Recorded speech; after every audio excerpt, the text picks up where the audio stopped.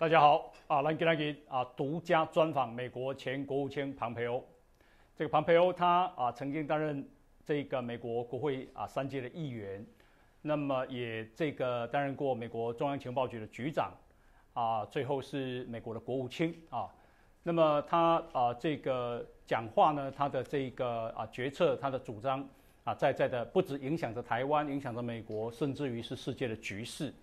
那他也是第一位就是对中国是这么的警惕对台湾是这么友善的一位美国的政治家。所以今天我们独家专访要来听听他重量级的看法。首先请教国务卿，就是这个中国即将举行20大，那么习近平大概就是会担任第3任的国家主席那他上任之后，他的权力更加的巩固吗？另外就是对美国、对台湾、对全世界的新挑战是什么？ So he's almost certain to be successful at being the emperor for life, right? Which is what he ultimately styles himself as. Having said that, you can also see that there's a fragility there, because in the end, he doesn't really represent the people of China. He represents the Chinese Communist Party, and most of the people inside of China, whether they can say so or not, because it's a totalitarian regime, they know that the things he does, the way he behaves, the kleptocracy that the Chinese Communist Party has become is not in the best interest of the Chinese people. So while he has a grip on power, it's fragile, and there are so many ways that you can see that, not the least of which is the way he radically overreacts when Americans visit Taiwan. 是，那么美国前任的印太司令，那么他曾经预言，他是 Philip Debson。他说，2027年中国可能会攻击台湾，不晓得国务卿您同意吗？另外就是你怎么评估这个中国所谓的攻台时间表 ？So I think Admiral Davidson's timetable is right in terms of its analysis. I think he understands the risks that are real, but we shouldn't view that as static. There are things we can do to change that timetable and change Xi Jinping's mind. And I'm praying that we will all do this, that the United States and Taiwan will do this together. We can deliver a deterrent message that will prevent what Admiral Davidson predicted would happen in 2027. We can prevent that. 有哪些事情是我们可以做的 So there are many, but I'll give you 3. The first is making sure that the people of Taiwan are fully supported in the efforts that they make to secure their own freedom. So when you all say you'd like a particular weapon system, we should deliver it. When you all want intelligence, we should provide it. And when I say we, not just the United States, Japan, South Korea, Australia, all our partners in the region. So there is a purely military component to this, strong cyber defense. All of these are tools, things that we are highly capable of delivering. The second one is what I referred to already, which is the alliance system. We should be leaning in to people all across the region. Admiral Davidson commanded Pacific Fleet, which became Indo-Pac. This region matters. So it's not just the big countries like the United States and Australia and Japan. All the Southeast Asian countries have a responsibility. The Indians, the South Koreans, each of them has a responsibility to deliver peace in the region. It's in their best interest, it's in Taiwan's best interest, and it's certainly in America's best interest. Lastly is why I'm here today and why I traveled on this particular trip and why I'm outside of the capital of Taipei. I wanted to come meet with business people who are engaged in trade, making this country more prosperous and more secure. That power, the power that comes from economic might, trading with nations, not being dependent on the Chinese Communist Party and its market. The less dependency there is on China, the more likely it is that we can withstand what they will do first, which is not invade but coerce. And so it is the capacity to prevent the Chinese Communist Party from coercing Taiwan, from coercing Southeast Asia, that is most important. And it will be the business community, innovators, risk takers, business people who drive that process forward. 第一次来到台湾的南部吗？ It is. It's the first time I've been here and been able to travel outside of the capital. 感受到这个热情吗？ I do. It does feel different. I've been able to travel around just a little bit and meet with some of the people. It's very kind. It's very warm. It reminds me very much of my home state of Kansas. People making stuff, manufacturers, people taking care of their own families. Yes, it's been lovely. 如果说中国一旦攻占台湾，国际情势会怎么演变？ Boy, it's hard to know what happens in the aftermath. I'm convinced the Chinese Communist Party will fail in its efforts. The freedom-loving people aren't going to be subjugated by the Chinese Communist Party.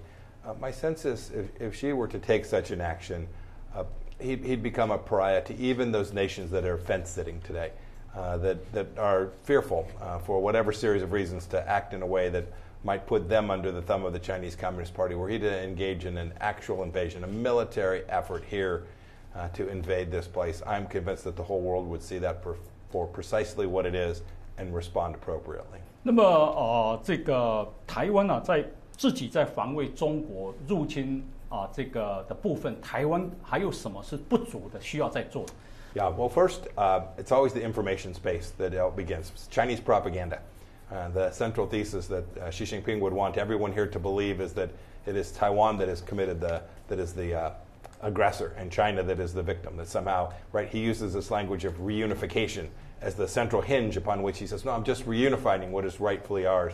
So you have to fight the information space. You have to speak the truth about what's really happening. The other places that there is a ton of work to do are both in intelligence and cyber protection.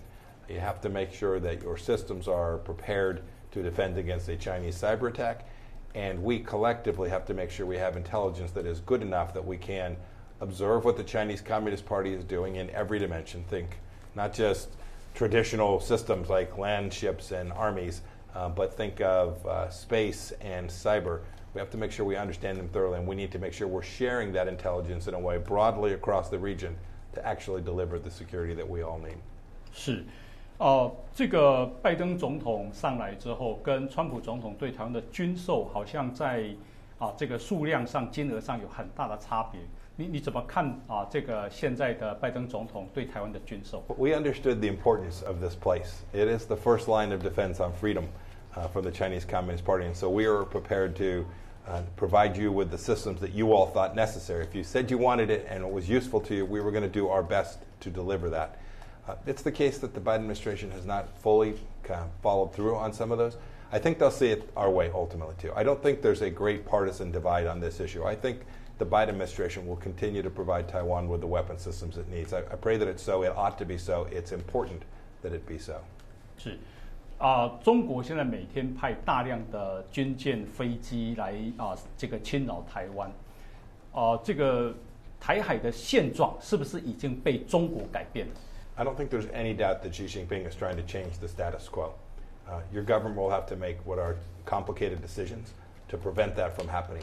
We should provide enormous support to make sure that the status quo doesn't change. That's the agreement. That's essentially the deal that was struck between China and the United States back in the last century, was that there was a status quo, we would protect it and defend it, and we would help Taiwan protect it as well. We all have to be serious about that. We cannot permit inch by inch, yard by yard, mile by mile, allow Xi Jinping to change the status quo. That's how he took over Hong Kong. It's how he took over Tibet. It's how he influences countries around the world today. It is not large grabs that he makes. It is inch by inch, and we can't permit that to happen here. 您最近曾经主张说美国应该跟台湾建立正式的外交关系。那这个您如果当总统，您会去执行这个主张吗？ I just think it's the acceptance of the reality of the fact that this is a separate country, an independent country, a country with its own political leadership, a country with its own economy, a country that controls its own security. Those are the hallmarks of a sovereign nation. Those are not hallmarks of an independent country. And it seems that much as we did in the Trump administration, where we acknowledged that the rightful capital of Israel was Jerusalem, much as we acknowledged that the Golan Heights belonged, that this land belonged to them, we should acknowledge facts. We should be based on reality. And so it's a complicated process inside of America, but I think the American people can see that this, in fact, is an independent nation, and our country ought to acknowledge that.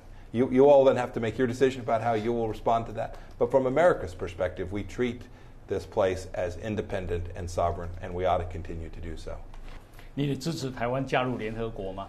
We've advocated for that for a long time, but it's not just the United Nations. It's every international organization. Taiwan rightfully ought to have a seat in these places. It ought to be. We argued at the World Health Organization. We've argued that Taiwan ought to have a role, a function, be part of these important institutions. It can add so much and make them so much more effective. 是我们今天非常感谢这个庞培欧秘书长接受我们的独家访问，非常谢谢你。Thank you, bless you. It was wonderful to be with you all. It's so lovely to be here. 台湾人对您的热情就像今天的太阳。